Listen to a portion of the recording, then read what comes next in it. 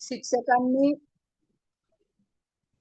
Mission TET प्रवास आमच्या सोबत या आमच्या शिक्षकांनी शिक्षकांसाठी चालवलेल्या टीईटी परीक्षेसाठीच्या या मोफत क्लाससाठी आपल्या सर्वांचं आज दिनांक 16 स्वागत करते आणि मागचा जो तास झाला होता इंग्रजीचा त्याच्या पुढं आपण कंटिन्यू करणार आहोत. तर मागच्या तासाला आपण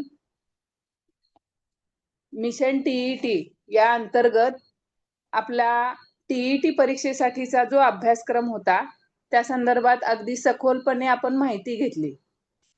त्यानंतर पार्ट्स ऑफ स्पीच जो की या संपूर्ण भाषेचा व्याकरणाचा पाया आहे त्याला सुरुवात केली होती. पार्ट्स ऑफ स्पीच मध्ये 8 प्रकारांपैकी पहिला जो नाउनचा प्रकार होता तो आपला पूर्ण झालेला होता. त्यामध्ये काही ट्रिक्स सांगितल्या होत्या. नाउनचे 5 प्रकार आपण त्याच्यावर चर्चा केली होती. कोणकोणते 5 प्रकार आहेत किंवा ते जे 5 शब्द आहेत, अक्षर आहेत, जर ते चॅट बॉक्स मध्ये आपण कमेंट केले तर बघूयात, आपली थोडीशी रिव्हिजन होईल, उजळणी होईल. तर उपस्थित सर्वांना विनंती करते की आपण चॅट बॉक्स मध्ये जे 5 शब्द सांगितले होते, 5 अक्षर सांगितले होते ते आठवतात का बघा. 5 प्रकार नाउनचे चॅट बॉक्स मध्ये कमेंट करा. चॅट मध्ये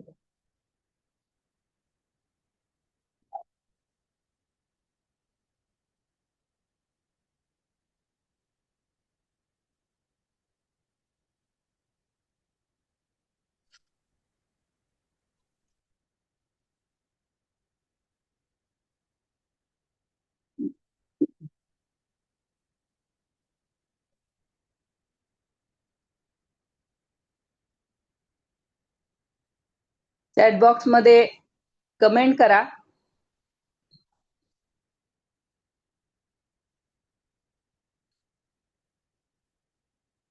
TMPCM okay. Shilpa madam okay, चांगला प्रयत्न केलाय. बघा अजून पाहिजेत कमेंट्स.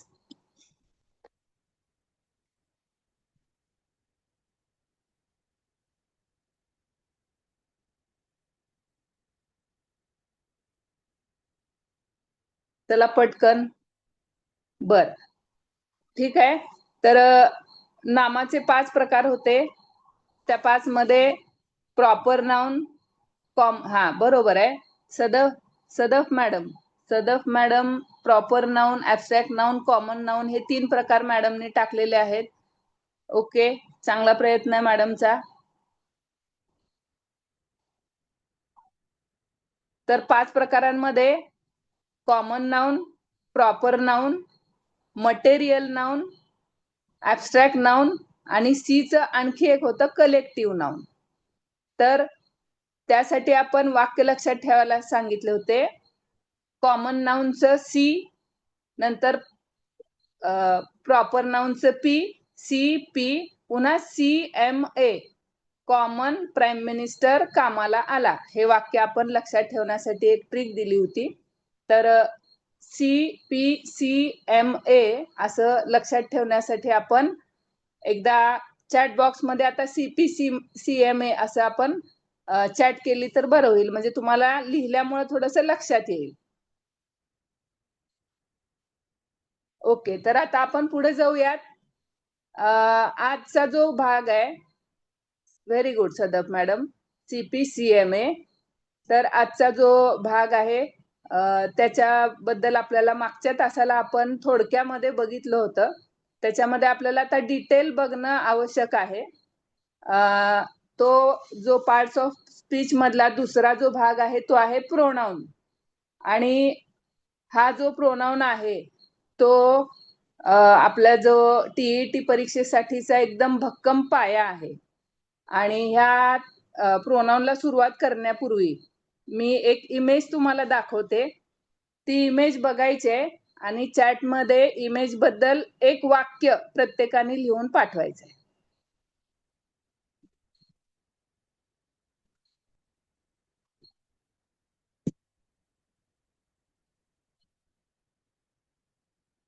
स्क्रीन शेअर करते मी.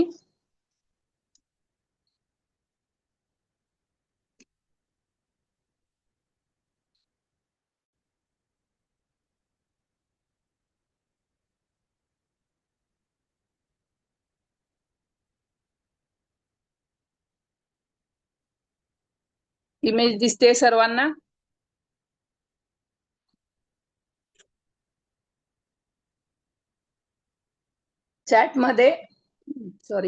चॅटमध्ये या इमेज बद्दल प्रत्येकाने एक एक वाक्य लिहून पाठवायचंय.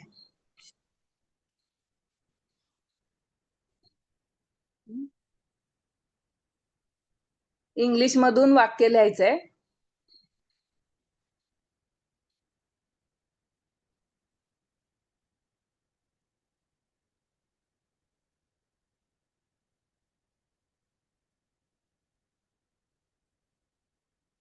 त्याला थोडस पटपट रिस्पॉन्स येऊ दे. इंग्रजी विषय आपल्याला अवघड वाटतो, पण जोपर्यंत आपण प्रयत्न करत नाही, डर के आगे जीत है ही उक्ती, ही म्हण खरी करण्यासाठी आपल्याला त्या भीतीवर मात करायची आहे. Very good Sadaf madam. Shivaji Maharaj established the Maratha kingdom. Very good. मॅडमचं पहिलं वाक्य आलेलं आहे. चला आणखी कमेंट्स येऊ देत.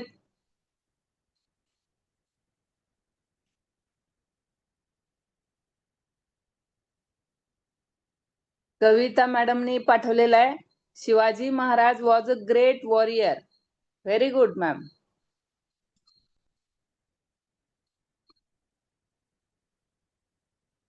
चला रिस्पॉन्स थोडा फास्ट.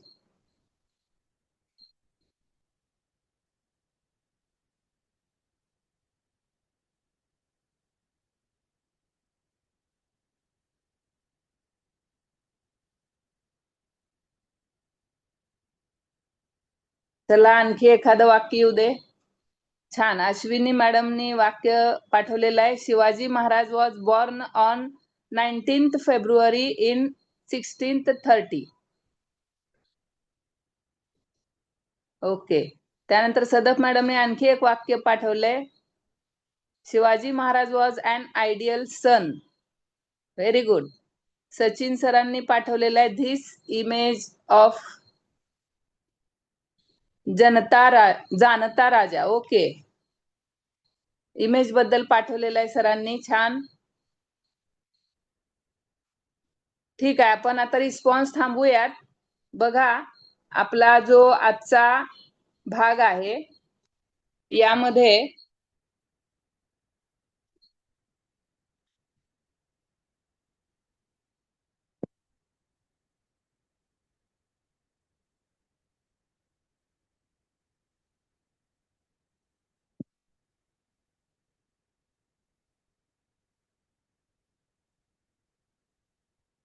आता आपण शिवाजी महाराजांची इमेज बघितली आणि शिवाजी महाराजांबद्दल आणखी वाक्य येत आहेत. उषा मॅडमनी पाठवलेलं आहे, Shivaji Maharaj was a legendary Indian warrior king.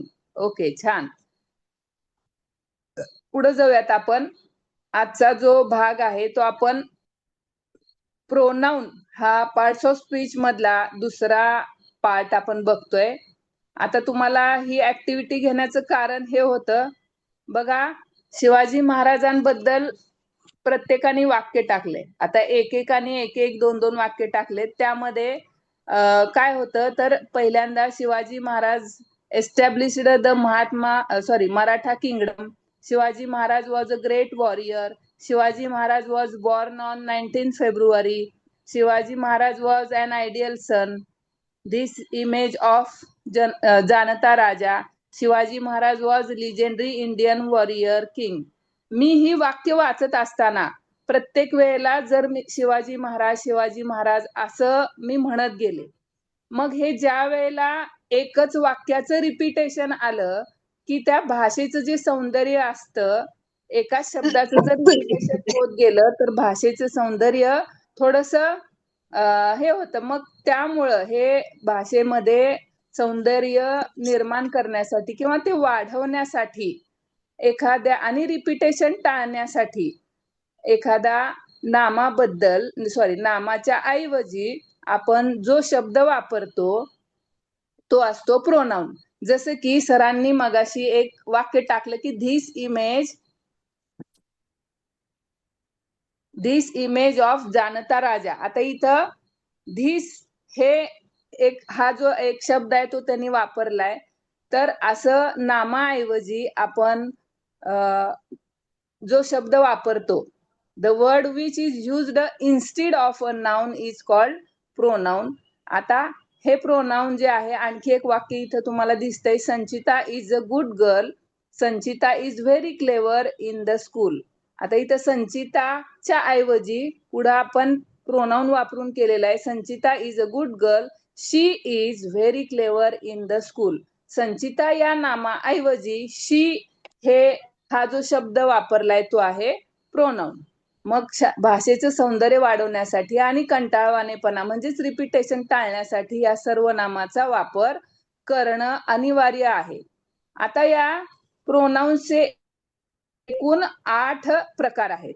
त्या 8 प्रकारांमध्ये लक्षात ठेवण्यासाठी एक निमॉनिक ट्रिक पण मी इथं दिलेली आहे. पहिल्यांदा ते 8 प्रकार कोणते आहेत बघा. पहिला जो प्रकार आहे तो आहे पर्सनल प्रोनाउन. दुसरा जो आहे तो रिलेटिव्ह प्रोनाउन. तिसरा जो आहे तो इंटरॉगेटिव्ह प्रोनाउन. चौथा जो आहे तो डेमॉन्स्ट्रेटिव्ह प्रोनाउन. पाचवा इम्पॅटिक प्रोनाउन, रिफ्लेक्शन प्रोनाउन. इथं थोडंसं डिस्ट्रीब्युटिव्हचं डबल आलेलं आहे, ते पुढे जाऊयात आपण. Indefinite pronoun. आणि 8वा जो आहे तो डिस्ट्रीब्युटिव्ह प्रोनाउन. असे एकूण 8 प्रकार आहेत. पर्सनल म्हणजे पुरुषवाचक सर्वनाम, रिलेटिव्ह संबंधी सर्वनाम, इंटरॉगेटिव्ह प्रश्नार्थक सर्वनाम, दर्शक सर्वनाम, परिणामकारी सर्वनाम, आत्मवाचक सर्वनाम, अनिश्चित सर्वनाम आणि विभाजक सर्वनाम. आता हे जे सगळे आहेत त्याच्यासाठी एक निमॉनिक ट्रिक, म्हणजे जी आपल्याला लक्षात, निमॉनिकचा अर्थ आहे की लक्षात ठेवण्यासारखी जी काही ट्रिक आहे ती आहे मध्यभागी दिलेली आहे. टेटचा जो प्राईड आपण मिळवणार आहे, म्हणजे प्राईड मिळवा, चुकांपासून रीड करा. प्राईड म्हणजे आपल्याला एक अभिमान, स्वाभिमान, गर्वाची गोष्ट आहे. आपल्याला टेटच्या परीक्षेमध्ये प्राईड मिळवायचा आहे. कसा? तर रीड, चुकांपासून आपल्याला रीड करायचंय, म्हणजे सुटका करून घ्यायचे, मुक्ती मिळवायची. ह्यासाठी हे वाक्य आपण ही ट्रिक म्हणून लक्षात ठेवूयात की प्राईड मिळवा, चुकांपासून रीड करा. Pride read, pride read. एक टंग ट्विस्टर म्हणून मनातल्या मनात एक 10 वेळा आपण हे वाक्य उच्चारूयात. चला, तयार सगळेजण? मनातल्या मनात, किंवा तुम्ही माईक ऑन न करता मोठ्याने म्हणा. घरामध्ये आपण जे असाल, तुम्ही समोर जरी कोणी असलं तरी तुम्ही हे एक टंग ट्विस्टर म्हणून म्हणा. Pride read, pride read, pride read असं 10 वेळा म्हणा.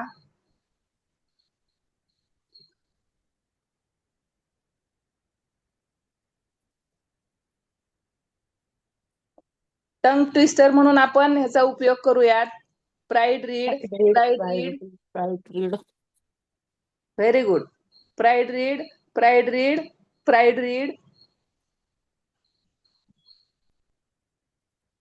तर आपण आता हे प्राईड रीड म्हटल्यामुळं काय होणार आहे, आपल्या उच्चार करून आपल्याला ते एकदम छान लक्षात राहणार आहे. हे 8 प्रकार लक्षात ठेवण्याची ही एक निमॉनिक ट्रिक मी तुम्हाला दिलेली आहे. तर आता हे प्रत्येक प्रकार आपण थोडक्यात बघूयात आणि सविस्तर बघूयात.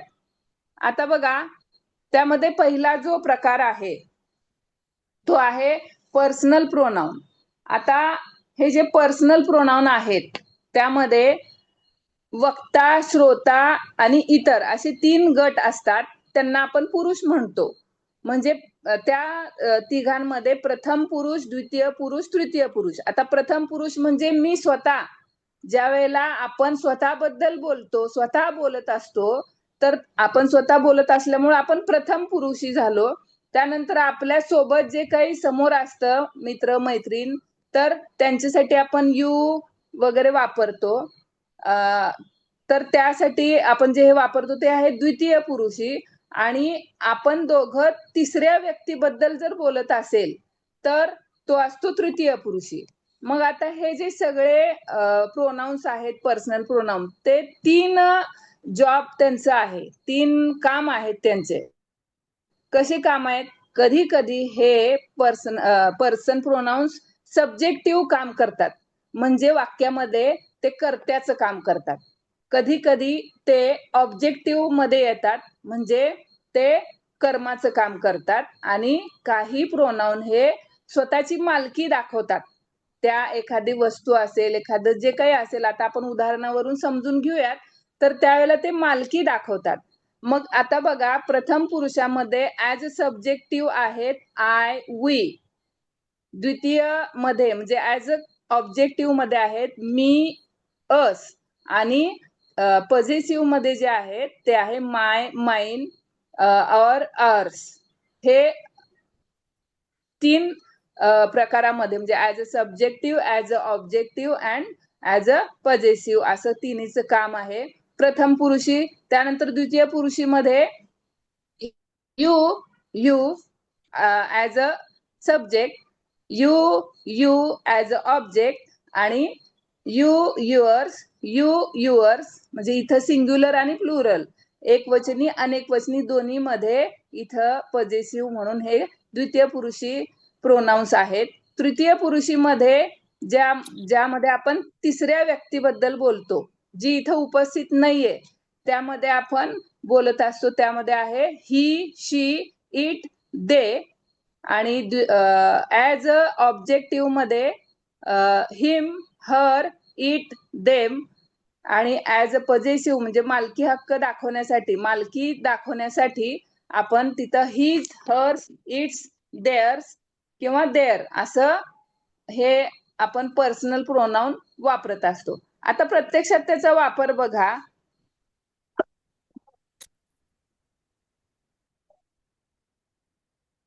इथे एक आणखी लक्षात घेण्यासारखी एक गोष्ट आहे. आपल्याला टीईटीला मागच्या काही परीक्षेमध्ये प्रश्न विचारले होते. काय विचारले होते? तर आयचं मी किंवा माय मध्ये रूपांतर कसं होतं, ह्याच्यावर टीईटीवर हमखास प्रश्न येतो. हे परीक्षेच्या दृष्टिकोनातून आपण हे सर्व मटेरियल घेतलेलं आहे, तयार केलेलं आहे. एनसीईआरटी आणि एससीईआरटी ह्यांचा जो 5वी ते 12वीचा अभ्यासक्रम आहे, त्या अंतर्गत आपलं हे सगळं मटेरियल आहे. अगदी अधिकृत ऑथेंटिक मटेरियल आहे. त्यामुळं यावर आपल्याला हमखास प्रश्न विचारतात. ह्यावरचा प्रश्न असा असू शकतो की आयचं मी आणि माय मध्ये कसं रूपांतर होतं. तर इथे एक तुम्हाला मी सांगते उदाहरण. आता आयचं मी आणि माइन मध्ये किंवा माय मध्ये कसं होतं बघा. I am a teacher, I am a teacher, मी शिक्षक आहे. Students respect me. आता इथं आयचं मी झालं. आय इथं पहिला जेव्हा मी वापरला तो होता सब्जेक्टिव्ह प्रोनाउन. त्यानंतर स्टुडंट रिस्पेक्ट मी. आता रिस्पेक्ट होण्याची क्रिया माझ्यावर झाली, म्हणून मी तिथं मी वापरला.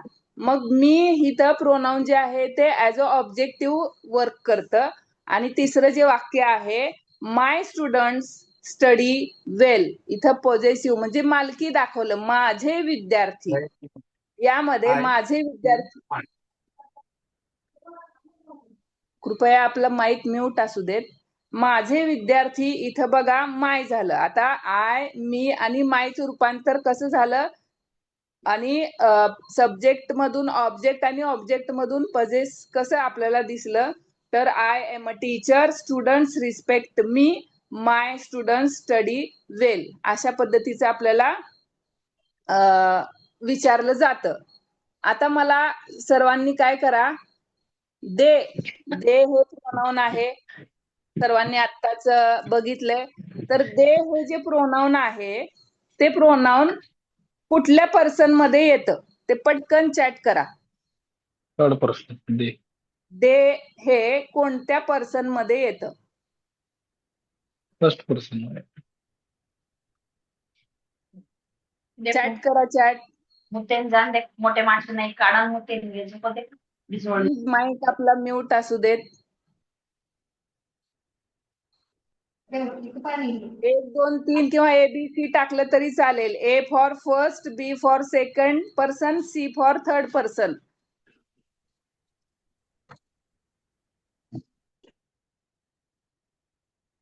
बघा सारिका मॅडमनी थर्ड पर्सन म्हणजे तिसरा ऑप्शन दिलेला आहे. उषा मॅडमनी तिसरा ऑप्शन दिलेला आहे. सदफ मॅडमनी पण तिसरा ऑप्शन दिलेला आहे. आणि दे हे जे प्रोनाउन आहे ते तिसरा म्हणजे थर्ड पर्सन ऍज अ काय येतं बघा, सब्जेक्ट येतं का ऑब्जेक्ट येतं, परत सिंग्युलर येतं का प्लुरल येतं, ते पण चॅट करा.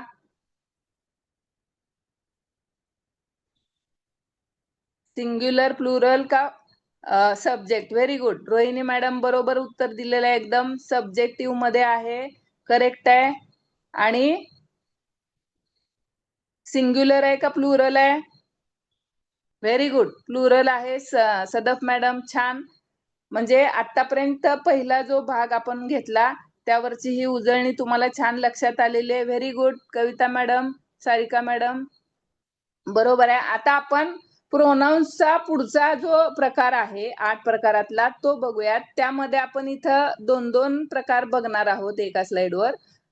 डेमॉन्स्ट्रेटिव्ह आणि इंटरॉगेटिव्ह प्रोनाउन. यामध्ये डेमॉन्स्ट्रेटिव्ह जे प्रोनाउन आहेत ते एकदम सोपे आहेत बघा. दर्शक नावावरूनच आपल्याला कळतो. आपल्याला डेमॉन्स्ट्रेट आपण प्रयोग वगैरे दाखवतो विद्यार्थ्यांना, त्यावेळेला बऱ्याच वेळेला हा शब्द आपण वापरलेला आहे डेमॉन्स्ट्रेटिव्ह.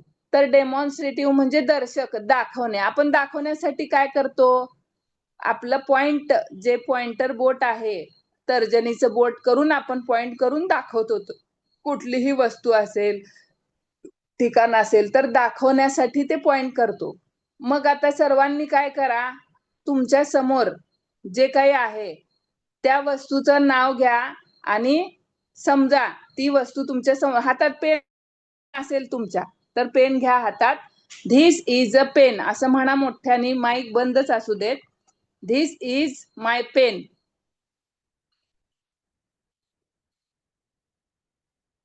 आणि समजा तुमच्या समोर थोडस दूर अंतरावर आहे अशी एखादी वस्तू बघा, किंवा तो पेनच दूर आहे असं समजा, आणि दॅट इज माय पेन म्हणजे जवळच वस्तू दाखवत असताना आपण धिस हे प्रोनाउन वापरतो. लांबची वस्तू दाखवताना दॅट हे प्रोनाउन वापरतो. त्याचबरोबर एकवचनी आणि अनेकवचनी ह्यासाठी सुद्धा हे प्रोनाउन काम करतं. दर्शक सर्वनाम आहे डेमॉन्स्ट्रेटिव्ह. त्यामध्ये एकवचनी जर वस्तू तुम्ही आता पेन जर दाखवणार असतील, एकापेक्षा जास्त पेन असतील तर दीज आर माय पेन्स, जवळ असतील ते पेन, आणि जास्त असतील तर दीज आर माय पेन्स आपण असं म्हणतो. आणि जर तेच पेन थोडेसे दूर असतील तर दोज आर माय पेन्स असं आपण दूरच्या धिसचं दीज होतं, दॅटचं दोज होतं. लक्षात असं ठेवा. This these, this these, this these, that those, that those असं उच्चार करत राहायचं म्हणजे आपल्याला लक्षात येतं. This is my pen, these are my pens, that is my bag, those are my bags असं आपण एक एक वाक्य तयार करून म्हणत राहूयात. स्वयंपाक करताना, घरामध्ये काही काम करत असताना एक एक वाक्य आपण असं तयार करायचं, जवळचं, लांबचं, आणि सराव करायचा. तर हे आहे डेमॉन्स्ट्रेटिव्ह प्रोनाउन. पुढे आहे इंटरॉगेटिव्ह प्रोनाउन. हे खूप सोपे आहेत बघा. इंटरॉगेटिव्ह म्हणजे प्रश्न विचारण्यासाठी जे प्रोनाउन असतात ते प्रोनाउन इंटरॉगेटिव्ह. मग आता बघा, हु, व्हॉट, विच, हुम, हुज हे प्रश्न विचारण्यासाठीचे प्रोनाउन आहेत, जिथं नामाच्या ऐवजी हे प्रोनाउन वापरले जातात. ते प्रश्नार्थक प्रोनाउन जे असतात. आता what is your name, who are you हे जे प्रश्नार्थक सर्वनाम आहेत ते इंटरॉगेटिव्ह प्रोनाउन आपण असं म्हणायचं. आता ह्यात टीईटी कसं प्रश्न विचारतो मी तुम्हाला पुढं रिलेटिव्ह प्रोनाउन सांगितल्यानंतर ह्याची एक ट्रिक सांगते. पुढचा प्रकार आहे रिलेटिव्ह प्रोनाउन आणि इनडेफिनेट प्रोनाउन. तर रिलेटिव्ह प्रोनाउन म्हणजे संबंधी सर्वनाम. आता यामध्ये काय होतं, पहिल्या वाक्यातलं नाम दुसऱ्या वाक्यातल्या नामाशी ह्याचा संबंध जोडतात. मग ह्याच काम काय असतं? क्लॉज म्हणजे जोडण्याचं काम करतं. मग हे जोडणारे प्रोनाउन कुठले आहेत बघा, परत इथं आलं हु, हुम, दॅट. इथं परत हु आलं, म्हणून मी प्लीज माईक म्यूट करा. तर इथं हु आणखी एकदा आले, हु, हुम, विच, दॅट. हे जे प्रोनाउन्स आहेत ते रिलेटिव्ह आहेत. आता उदाहरण बघा, पहिल्या वाक्यातील नामाशी दुसऱ्या वाक्याचा संबंध जोडतात. I want to meet my brother who is standing in the garden. ह्याचा मराठीमध्ये अर्थ बघूयात. आय वॉन्ट टू मीट, मला भेटायचं आहे. कुणाला? माय ब्रदर, माझ्या भावाला. मला माझ्या भावाला भेटायचं आहे. हु, आता इथं हुचा अर्थ आहे जो. Is standing in the garden, जो बगीचेमध्ये, बागेमध्ये उभा आहे. मला माझ्या भावाला भेटायचं आहे जो बागेमध्ये उभा आहे. आता इथं हुचा अर्थ काय आहे? जो, असा इथं अर्थ घ्यायचा आहे. आणि हु जे आहे पहिलं, आता बघा, I want to meet my brother, यामध्ये प्रोनाउन कुठले कुठले आहेत सांगा बरं. सॉरी, नाउन कुठले कुठले आहेत? टाका चॅट मध्ये.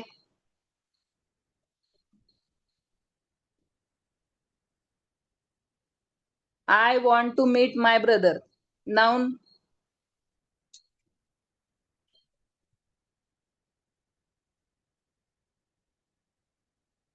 तर बघा इथं नाउन आहे ब्रदर. आय जे आहे तो काय आहे? प्रोनाउन आहे, फर्स्ट पर्सन प्रोनाउन आहे. त्यानंतर माय हे पण प्रोनाउन आहे, पण ते पॉझेसिव्ह प्रोनाउन आहे. आणि ब्रदर हे नाम आहे. पहिल्या वाक्यातलं नाम विचारले, बरोबर आहे. दुसऱ्या वाक्यातलं गार्डन हे नाव आहे. पहिल्या वाक्यातलं ब्रदर हे नाम आहे, बरोबर आलेलं आहे. ओप्पो यांनी पाठवलेलं आहे, परत आरती मॅडमनी पाठवलेलं आहे. तर पहिल्या वाक्यातलं नाम आहे ब्रदर, दुसऱ्या वाक्यातलं नाम आहे गार्डन. आता ह्या दोन्ही नामांचा संबंध या हु नी जोडलेला आहे, म्हणून हु हे रिलेटिव्ह प्रोनाउन झालं इथं. आणि आता इथं इंट्रोगेटिव्ह मध्ये पण हु आहे. इथं अर्थ काय होतो? हु आर यू, तू कोण आहेस. इथं प्रश्नार्थक सर्वनाम आहे. आता बघा, टीईटीला प्रश्न कसे फसवे विचारतात. काय करतात टीईटीला? की हु देतात, हु वरचं वाक्य देतात आणि विचारतात हे कुठल्या प्रकारचं प्रोनाउन आहे. मग आता अजून एक मी उदाहरण सांगते. She is the teacher who teaches us English. इथं काय करायचं? आपल्याला ट्रिक सांगते, एक आयडिया देते की हु हा जो शब्द आहे तो वाक्यात प्रश्न विचारण्यासाठी वापरलाय की वाक्य जोडण्यासाठी. मी मागच्या तासाला पण म्हणले होते की तो शब्द, जे पार्ट्स ऑफ स्पीच मधले जे पार्ट्स आहेत त्यांचं त्या वाक्यात काम काय आहे, त्यांचं रोल काय आहे, हे आपण बघितलं की आपल्याला लगेच तो कुठल्या प्रकारचा पार्ट आहे ते समजतं. मग आता इथं हुचा जो शब्द आहे, हु हा जे प्रोनाउन त्यांनी वापरणार आहेत, तर तो प्रश्न विचारण्यासाठी वापरलाय का वाक्य जोडण्यासाठी आहे, हे आपल्याला कुठं लक्षात येतं? वाक्याच्या शेवटी जर प्रश्नचिन्ह असेल. आता बघा इथं इंट्रोगेटिव्ह प्रोनाउन मध्ये हु आर यू नंतर हुच्या पुढं म्हणजे प्रश्नचिन्ह आलंय, मग लगेच देऊन टाका हे इंट्रोगेटिव्ह आहे. आणि जर समजा वाक्यामध्ये शेवटी प्रश्नचिन्ह नसेल तर तिथं ते आहे रिलेटिव्ह प्रोनाउन, असं त्याचं काम करतं. म्हणून आता she is the teacher who teaches us English, ह्यामध्ये पहिलं वाक्य शी इज द टीचर आहे आणि दुसरं वाक्य जोडलंय हु टीचेस अस. दुसरं वाक्य काय होतं इथं? The teacher teaches us English. She is the teacher हे एक वाक्य, teacher the teacher teaches us हे दुसरं वाक्य. ह्या दोन्हींना जोडणारा हु आल्यामुळं इथं हु जे आहे तो टीचर बद्दल एक्स्ट्रा माहिती देतो, अधिक माहिती देतो, तो जोडतो. त्यामुळे ते आहे रिलेटिव्ह प्रोनाउन. लक्षात आलं? तर आपण आता पुढचा प्रकार बघूयात. पुढचा प्रकार बघूयात. तो आहे इनडेफिनेट प्रोनाउन. आता हे प्रोनाउनचा जो पाचवा प्रकार आहे, इनडेफिनेट म्हणजे अनिश्चित. नेमकं किती आहे, नेमका आकडा किती आहे हे समजत नाही. तर अनिश्चित सर्वनाम असं त्याला मराठीमध्ये म्हणतो. एखादी विशिष्ट वस्तू आहे किंवा व्यक्ती आहे त्यांचा निर्देश केला जात नाही यामध्ये. तर सर्वसाधारणपणे जे आहेत, आता बघा उदाहरणार्थ दिलेले आहेत, all, some, nobody, few, both, anyone, many, अशा प्रकारची तिथं उदाहरणं दिलेत. वाक्य बघा, ऑल आर व्हेरी हॅपी. मग आता नेमकं ही इज हॅपी असं दिलं नाही, नेमकं कुणाकडे निर्देश केला नाही, किंवा सरस्वती इज हॅपी असं मला विशिष्ट असं निर्देश केलेला नाही. इथं ऑल आर हॅपी. आता तुम्ही सर्वजण इथं ऑनलाईन प्लॅटफॉर्मवर आहात, तर ऑल आर हॅपी असं मी म्हणले, मग ते झूमवर असतील किंवा युट्यूबवर असतील. मग यापैकी असं निर्देश केला नाही की झूमवरचेच हॅपी असतील किंवा युट्यूबवरचेच हॅपी असतील. तर ऑल आर हॅपी, तर निर्देश विशिष्टतेला केलेला नाही, तर एखाद्या गटाला इथं संबोधलं गेलेलं आहे. आणि अशा प्रकारचं जे सर्वनाम असतं ते आहे इनडेफिनिट प्रोनाउन. तर आणखी एक वाक्य दिलंय, nobody presents in a hall. अशा पद्धतीचं हे प्रोनाउन आहे. तर आता मला सांगा, nobody presents in a hall यामधलं प्रोनाउन सांगा बरं, चॅट मध्ये टाका. ठेवाच अजून एक दिवस आपल्याला पूर्ण आवरेज घ्यायचंय. प्लीज माइक ऑफ करा.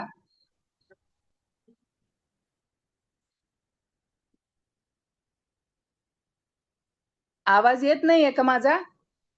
चॅट मध्ये आलेला आहे, येतोय ना? येतोय मॅडम, येतोय. हा, ओके. सारिका मॅडम, काय प्रॉब्लेम नाही ना बघा आवाजात मध्ये? बरोबर आहे. Nobody, Sadaf madam, Veena madam, Rohini madam, okay, हो, हा, nobody, Aarti madam, correct आहे. ओके, तर नो बडी हे या वाक्यामधलं प्रोनाउन आहे आणि ते इनडेफिनेट प्रोनाउन आहे. तर पुढचा प्रकार आपण बघूयात, रिफ्लेक्सिव्ह आणि इम्पॅटिक. हे पण खूप महत्वाचं आहे. ह्यावर 100% प्रश्न येतोच, कारण ह्यामध्ये जंबल खूप होतं, जंबल खूप करतात. पण आपण, मी आहे की मैं हूं ना, कारण मी तुम्हाला इथे खूप छान ट्रिक देणार आहे लक्षात ठेवण्यासाठी. तर बघूयात, रिफ्लेक्सिव्ह आणि इम्पॅटिक ह्या मध्ये हा टीईटीला 100% प्रश्न विचारतात. का विचारतात? रिफ्लेक्सिव्ह म्हणजे काय आधी समजून घ्यात आपण. तर रिफ्लेक्सिव्ह आहे ते आहे आत्मवाचक किंवा निजवाचक, म्हणजे जिथं स्वतःबद्दल बोललं जातं किंवा स्वतःबद्दल त्याचा क्रिया केली जाते. तर बघा, क्रियेचा परिणाम कर्त्यावरच परत होतो. जी काही क्रिया त्या वाक्यामध्ये घडणार आहे त्याचा परिणाम कर्त्यावरच होत असतो. इथं कर्ता आणि कर्म अभिन्न असतं, म्हणजे वेगळं वेगळं नसतं.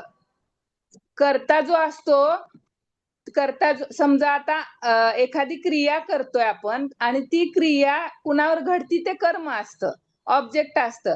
म्हणजे कर्ता आणि कर्म, क्रिया घडायचं पण त्या कर्त्यावरच असतं. अशा वेळेला जे प्रोनाउन आपल्याला दिसतं असतं ते असतं रिफ्लेक्सिव्ह. एक उदाहरण बघा, दे डिसिव्ड देमसेल्व्स, म्हणजे डिसिव्ड म्हणजे काय? फसवणे. त्यांनी स्वतःलाच फसवलं. दे डिसिव्ड देमसेल्व्स. इथं जी फसवण्याची क्रिया आहे ती कुणावर झाली आहे? कर्त्यावर, स्वतःवरच झालेली आहे. त्यामुळं इथं ह्याला आपण म्हणूयात आत्मवाचक. आणि इम्पॅटिक कडे या.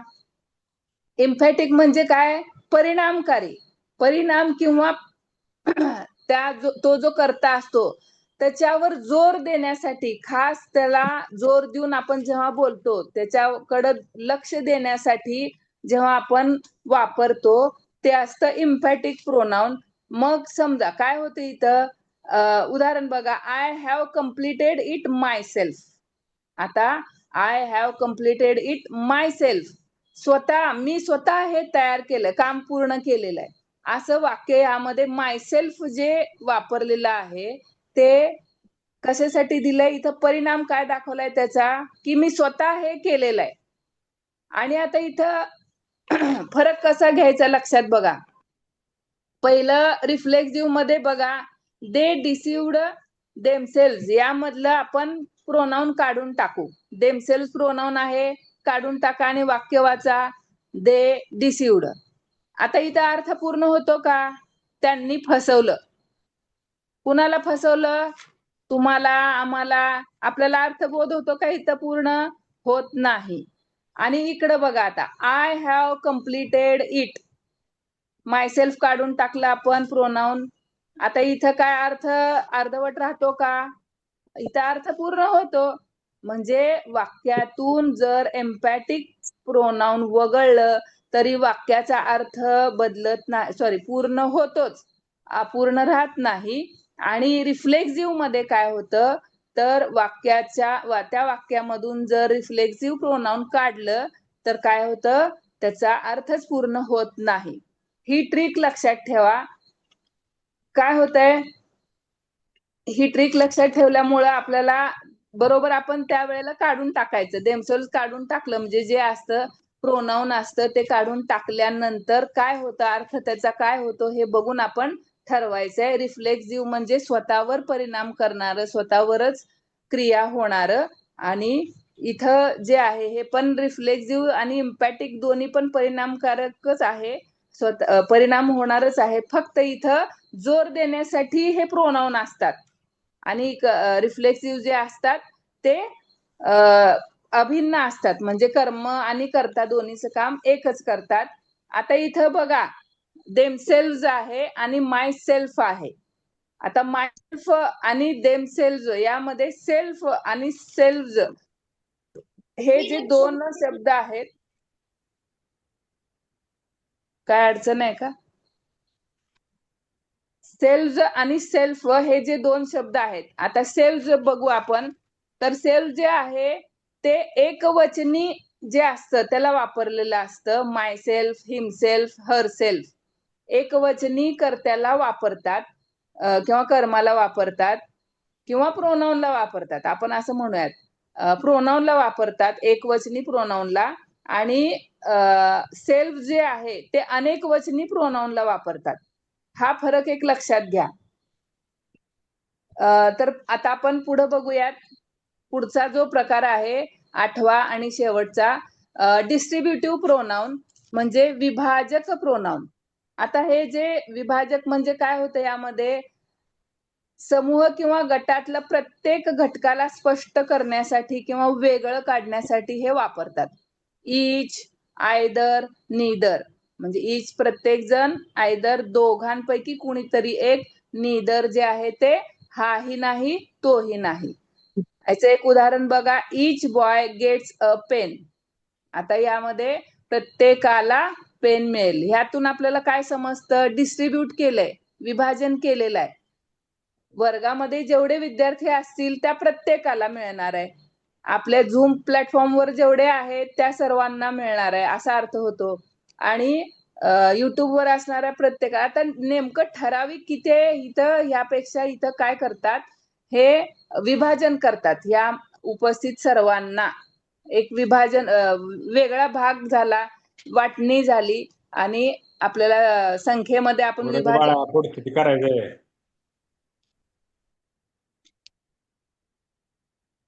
तर कोण आहे, प्लीज माईक ऑफ करा. हा, तर पुढे बघूयात आपण. आयदर आहे ते दोघांपैकी कुणीही एक, आणि नीदर जे आहे ते हाही नाही आणि तोही नाही. यावेळेला हे ईच, आयदर आणि नीदर हे ठराविकच आहेत प्रोनाऊन, ते लक्षात ठेवू शकतो. आता सगळ्यात महत्वाची टिप बघा, इथं एक अलर्ट बॉक्स दिलाय, डेंजर झोन. काय आहे, हे जी सर्वनामं आहेत का नाही, ईच, आयदर आणि नीदर, ती सिंग्युलर असतात, कधी पण ती सिंग्युलरच मानली जातात. आता ईच बॉय आहे बघा इथं उदाहरण, ईच बॉय, तर बॉयच्या पुढं एम, इज, आर मधलं आपल्याला काय एकवचनीच क्रियापद लागतं. आयदर आणि नीदर ह्या दोघांपैकी हा तरी किंवा तो तरी, किंवा नाही, हाही नाही तोही नाही, म्हणजे हे ज्या वेळेला आपण हे सर्वनाम वापरतो ते नेहमी एकवचनीच असतात, हे लक्षात ठेवायचंय. आता चला आपण आत्ता जे 8 प्रकार झाले, आधी एक ट्रिक जी सांगितली होती मगाशीची, ती जरा मोठ्याने तुम्ही टंग ट्विस्टर म्हणून म्हणालात. म्हणा बरं एकदा, काय होती ट्रिक, निमोनिक ट्रिक काय होती? प्राईड रीड, 8 प्रकार लक्षात येतात का बघा. Pride read. पी फॉर, एकदा उजळणी घेते.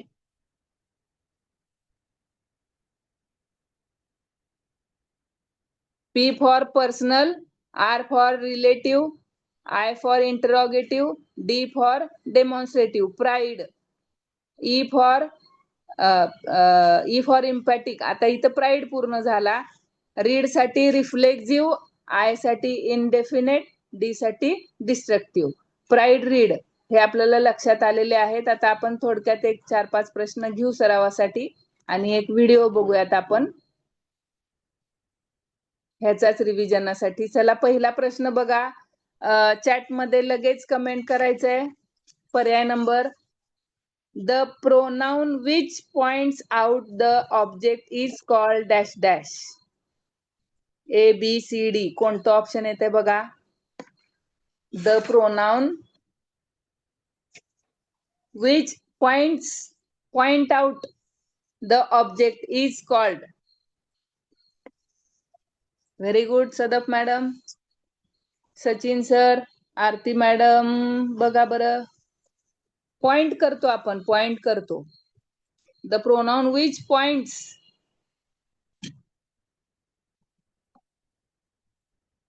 देवयानी मॅडम बरोबर आहे.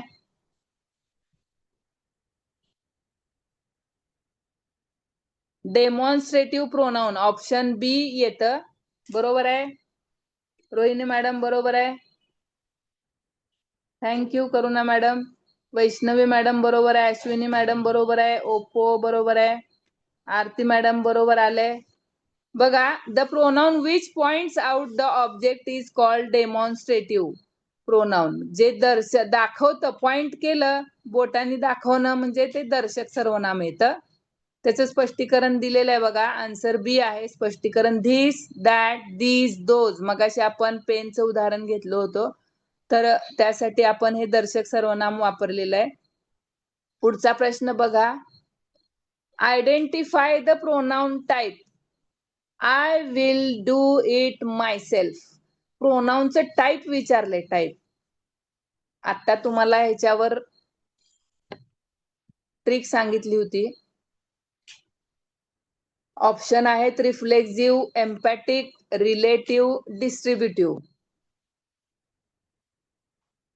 I will do it myself. आधी प्रोनाउन कुठलं आहे बघा. त्यामधलं मायसेल्फ इथं पर्यायावरून आपण लक्षात घ्यायचंय.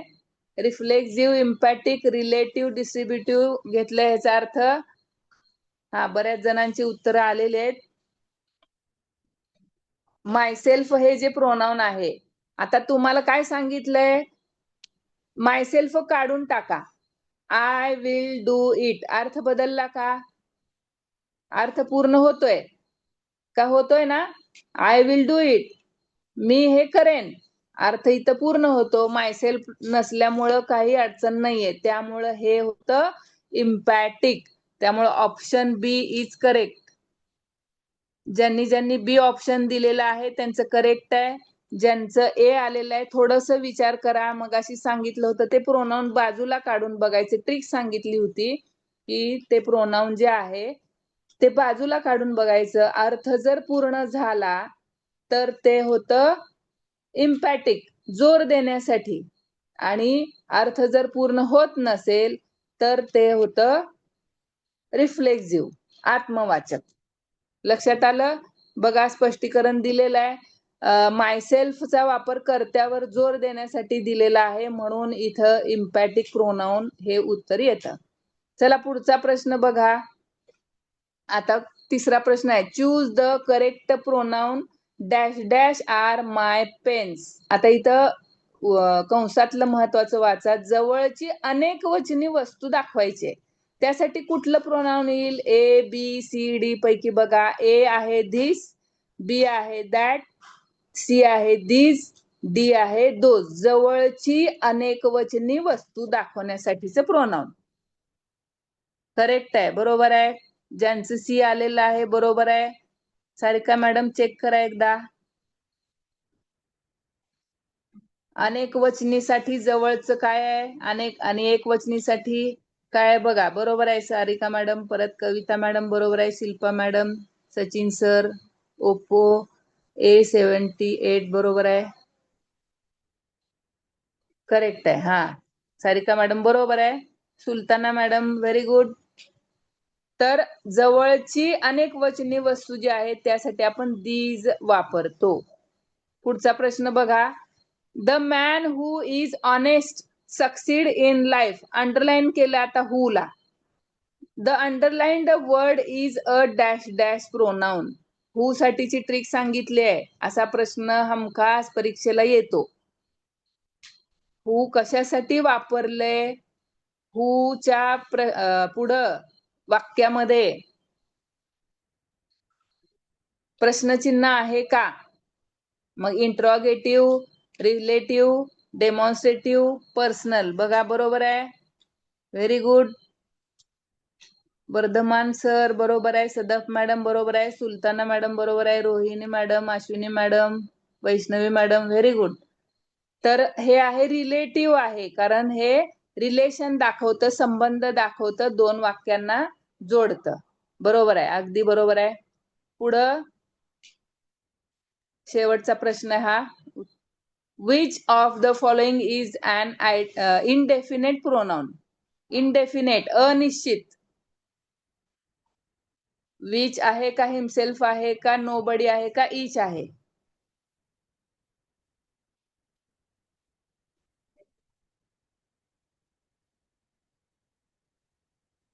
करेक्ट आहे, सी. सी हे अनिश्चित सर्वनाम आहे. 6वा प्रश्न शेवटचा हा आहे.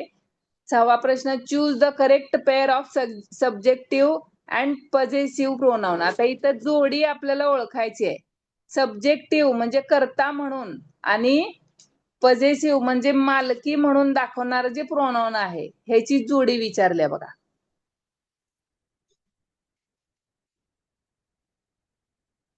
बघा, श्रीकांता मॅडम बरोबर आहे. सब्जेक्टिव्ह आणि पजेसिव्ह. वैष्णवी मॅडम बरोबर आहे. सुलताना मॅडम चेक करा एकदा. सदफ मॅडम चेक करा, ओप्पो चेक करा बघा एकदा. सब्जेक्टिव्ह म्हणजे कर्ता म्हणून आणि पजेसिव्ह मालकी म्हणून.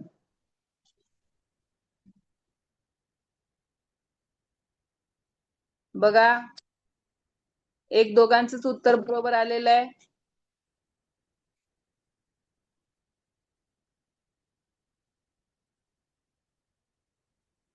स्माइल नाही. कशासाठी स्माइल पाहिजे, आपणच देऊयात. समजलं नाही, ओके. हा हा, बघा, मी परत इथे येते. आपली पहिली स्लाइड.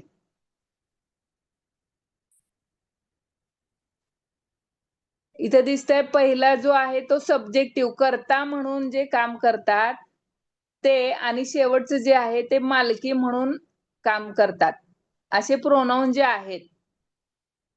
आणि मगाशी एक उदाहरण पण घेतलं होतं, I am a teacher, my students give me respect, आणि माय स्टुडंट्स स्टडी वेल. हे जे वाक्य दिलं होतं तिन्हीचं, त्याचं कसं रूपांतर होतं आय, मी आणि माय मध्ये, ह्याच्यावर हमखास प्रश्न विचारतो आणि आपण तिथंच हुकतो बघा.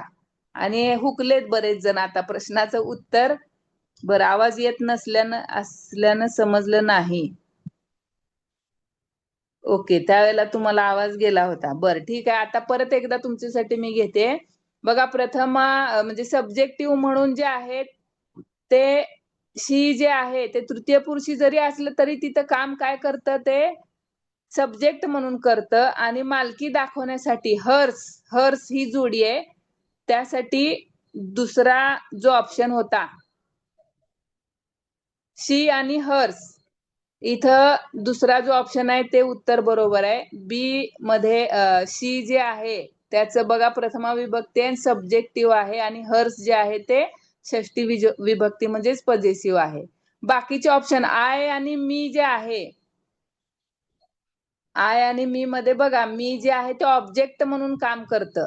वी जरी सब्जेक्ट असलं तरी अस जे आहे ते ऑब्जेक्ट म्हणून काम करतं. आणि चौथा ऑप्शन दे आणि देम आहे. इथं पण ह्या तिन्ही जोड्या ज्या आहेत, सब्जेक्ट आणि ऑब्जेक्ट काम करतं. आपल्याला प्रश्नात सब्जेक्ट आणि पोझिशन विचारलेलं आहे, त्यामुळे बी ऑप्शन मध्ये सब्जेक्ट आणि पोझिशनची जोडी येते. तर एक छोटासा व्हिडिओ बघूयात. इनामदार सरांना विनंती करते त्यांनी व्हिडिओ शेअर करावा. मला स्टॉप शेअरिंग करावं लागेल का सर? हो मॅडम. हा.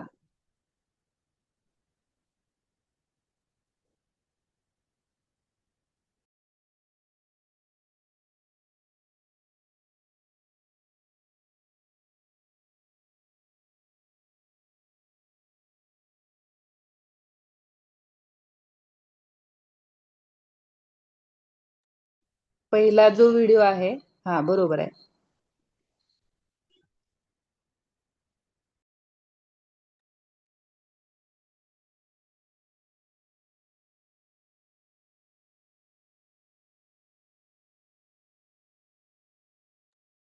आवाज येत नाही सर व्हिडिओचा.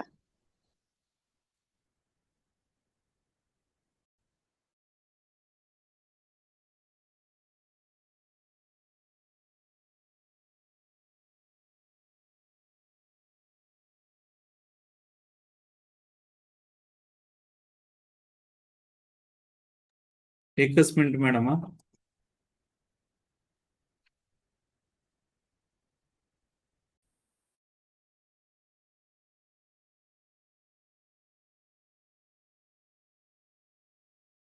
परीक्षेच्या तयारीमध्ये व्याकरण हा एक महत्वाचा भाग आहे.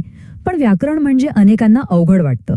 खरं तर त्यातली काही साधनं एकदा समजली की सगळं सोपं होऊन जातं. आणि आज आपण अशाच एका महत्वाच्या साधनाबद्दल बोलणार आहोत, ते म्हणजे सर्वनाम.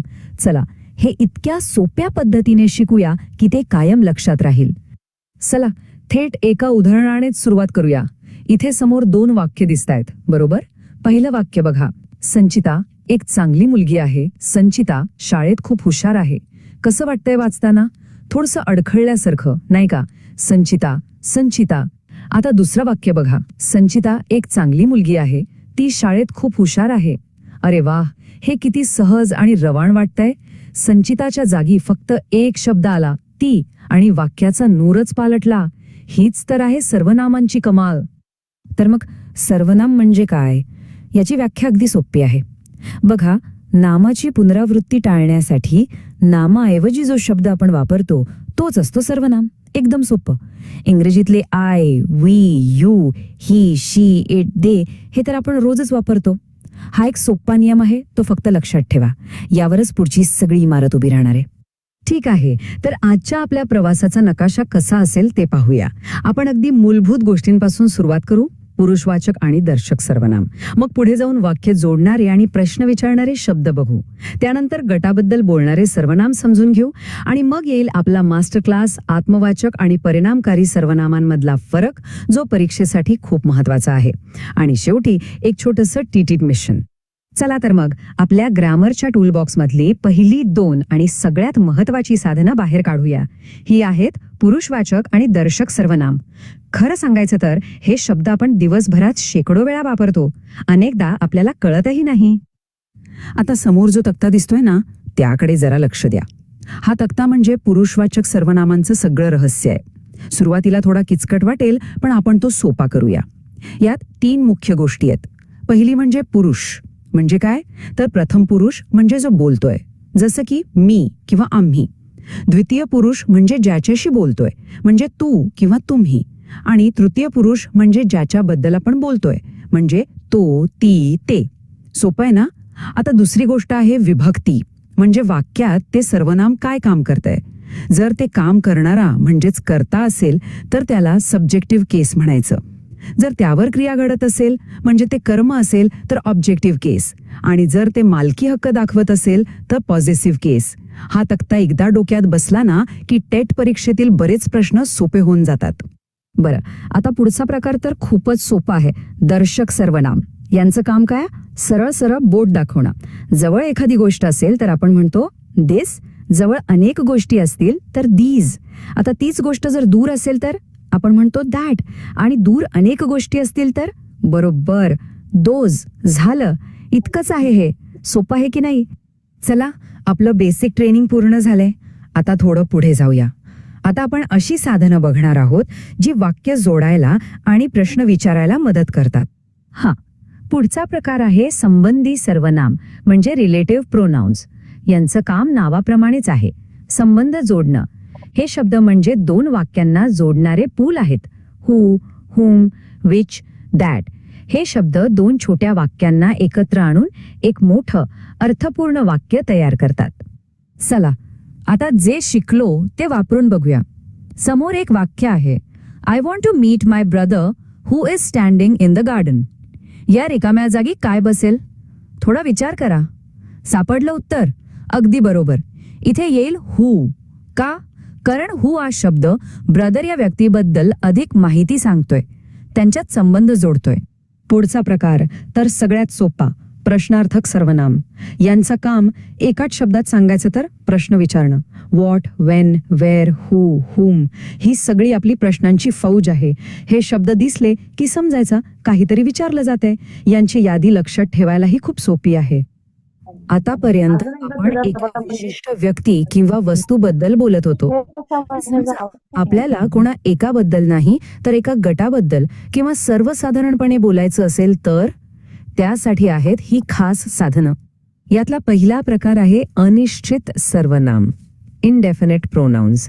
नावावरूनच कळतंय हे निश्चित नाहीयेत, म्हणजे आपण कोणाबद्दल बोलतोय हे नक्की माहिती नसतं.